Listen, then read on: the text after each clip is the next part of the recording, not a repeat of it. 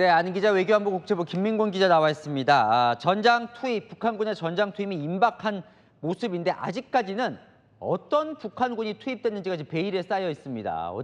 어떻게 분석이 되나요? 일단 어느 전투 현장에 투입되는지를 먼저 살펴봐야지 이들의 정체를 파악할 수 있습니다. 북한군이 투입될 격전지 쿠르스크 지도를 보면서 함께 설명드리겠습니다. 러시아군과 함께 우크라이나 점령지로 투입돼서 특수정찰이나 후방 타격 임무를 맡는 모습이 포착된다면 특수부대라는 것이 증명되는 셈입니다. 우크라이나 감청 결과 북한군과 함께 이동하는 부대가 러시아 810 해병 독립여단인 점도 특수부대인 정황으로 볼 수 있습니다. 푸틴 대통령이 쿠르스크 지역을 빼앗긴 뒤 긴급 투입한 정예부대로 최근 일부 탈환에 성공하자 직접 칭찬하기도 했습니다. 특히 국정원도 파병된 북한군을 폭풍군단으로 분석했고 정부 고위 관계자 역시 파병 준비가 오랜 시간 치밀하게 준비됐다고 보는 점 등이 쿠르스크에 투입된 북한군이 특수부대일 것이란 분석에 힘을 보태고 있습니다.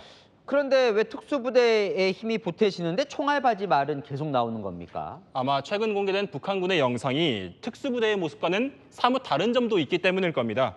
보급품을 받는 군인들의 영상을 보면 왜소하면서 앳된 모습인데다가 10대나 20대로 보이기도 합니다. 북한군 30명당 러시아군 통역관 1명과 장교 3명이 배당된다는 점 역시 특수 임무에 부적합하다는 평가도 나옵니다. 전직 특전사령관에게 제가 한번 직접 물어보니까 북한군 특수부대는 통상 3인 1조로 움직인다면서 통역관까지 배치된다면 정규전 투입 가능성이 높다고 말했습니다.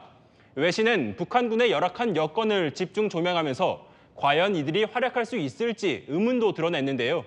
설령 정예부대가 파견됐더라도 일반 전선에 투입된다면 총알바지를 피하기는 어려울 전망입니다. 자, 그런데 야당 일각에서는 파병이 아닐 수 있다 이런 주장을 합니다. 네, 그런 주장도 나오고 있습니다. 야당 일각에서는 북한군 파병을 섣불리 단정할 수 없다면서 정치 공세에 나섰는데요.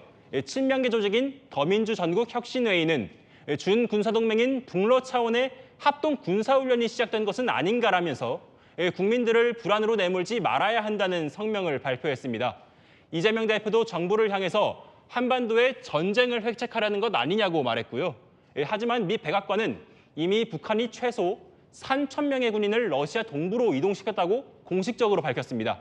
북대서양 조약기구 나토 역시 북한이 러시아에 파병한 증거를 동맹국들이 확인했다고 발표한 바 있습니다. 북한마저 그러한 일이 있다면 국제법적 규범에 부합되는 행동이라면서 사실상 시인에 가까운 반응을 내놓기도 했습니다.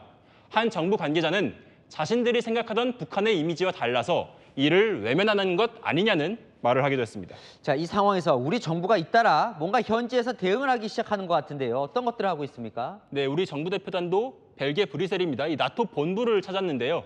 관련 정보를 공유하러 간 겁니다.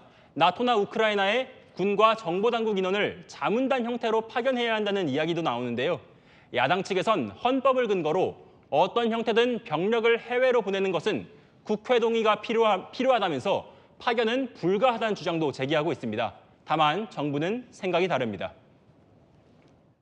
규모와 기간 그리고 임무를 고려해서 개별 차원의 파병은 그거는 이제 국회 동의 없이 장관 승인하에 할 수가 있습니다.